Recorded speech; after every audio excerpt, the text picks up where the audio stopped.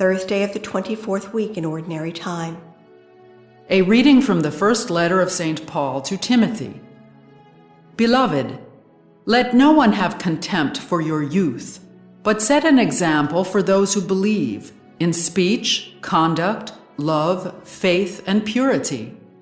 Until I arrive, attend to the reading, exhortation, and teaching.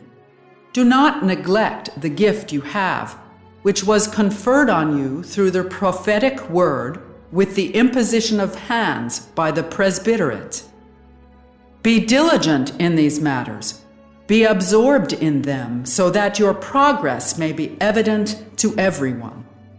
Attend to yourself and to your teaching. Persevere in both tasks. For by doing so, you will save both yourself and those who listen to you. The word of the Lord. The responsorial psalm. The response is, "How great are the works of the Lord! The works of his hands are faithful and just. Sure are all his precepts, reliable forever and ever, wrought in truth and equity. How great are the works of the Lord! He has sent deliverance to his people. He has ratified his covenant forever.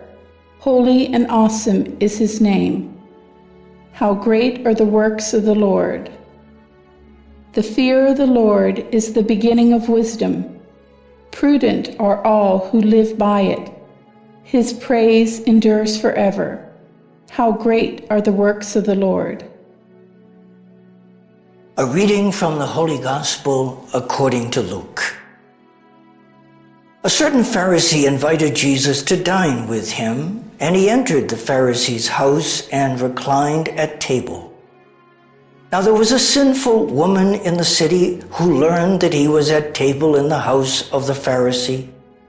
Bringing an alabaster flask of ointment, she stood behind him at his feet, weeping, and began to bathe his feet with her tears. Then she wiped them with her hair, kissed them, and anointed them with ointment. When the Pharisee who had invited him saw this, he said to himself, "If this man were a prophet, he would know who and what sort of woman this is who is touching him, that she is a sinner."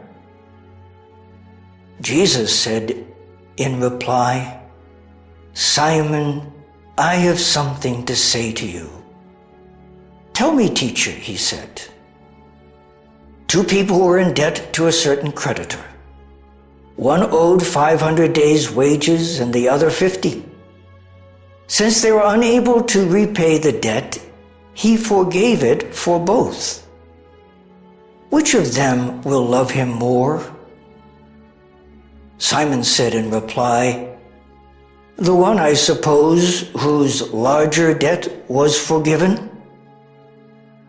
He said to him, "You have judged rightly."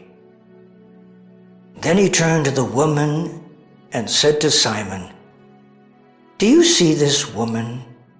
When I entered your house, you did not give me water for my feet, but she has bathed them with her tears and wiped them with her hair.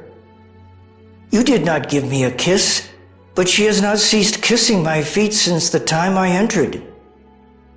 You did not anoint my head with oil, but she anointed my feet with ointment. So I tell you, her many sins have been forgiven. Hence, she has shown great love. But the one to whom little is forgiven loves little." He said to her, "Your sins are forgiven." The others at table said to themselves, "Who is this who even forgives sins?" But he said to the woman, "Your faith has saved you. Go in peace." The Gospel of the Lord. September 19th, Thursday of the 24th week in Ordinary Time. The first reading is from 1 Timothy 4, 12 to 16. The author admonishes Timothy not to be ashamed of the fact that he's so young. In the ancient world, youth was considered a disability to leadership. One had to have the wisdom of age in order to lead a community.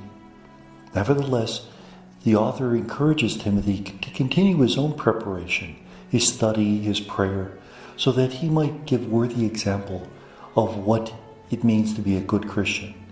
And again, it's very clear that the leaders of the community should lead most of all by their example. The Gospel is from Luke 7, 36 to 50. Jesus is eating at a Pharisee's house, and a sinful woman comes in, and she anoints the feet of Jesus and washes his feet with her tears and dries it with her hair. Well, the Pharisee said if this man were a prophet, he would know what kind of woman this is. In fact, Jesus does know that she's a sinner, and that's why he's allowed her to express her love in this manner. This is a very loving thing to do, and in fact, Jesus confronts Simon the Pharisee, saying, "When I entered your house, you didn't wash my feet. This woman has washed my feet with her tears." And then he gives an example. Who loves a lender more? The one who's forgiven a small debt or the one who's forgiven a large debt? And the Pharisee says, the one who's forgiven a large debt. And Jesus says that this woman has been forgiven her sins, her many sins, therefore she's very grateful. Now the Greek, unfortunately, is a little ambiguous. It's not quite clear whether her sins were forgiven and she's grateful, or she expressed the love and therefore her sins were forgiven, both of which hold true to a certain degree. What does Jesus say to the woman? "Your faith has saved you, go in peace." Remember, when there's a healing in the Gospels, most often it will simply say that you're healed. But when faith is expressed, the word used is saved, because the person is healed not only physically but also spiritually. And in this case, the spiritual healing is the most important. Furthermore, notice that the woman is already saved. In the Gospel of Luke, salvation is not something that occurs at the end of time with a final judgment, but rather something that occurs as soon as we encounter Jesus, whose love truly heals us from everything that has wounded us. And may God bless us.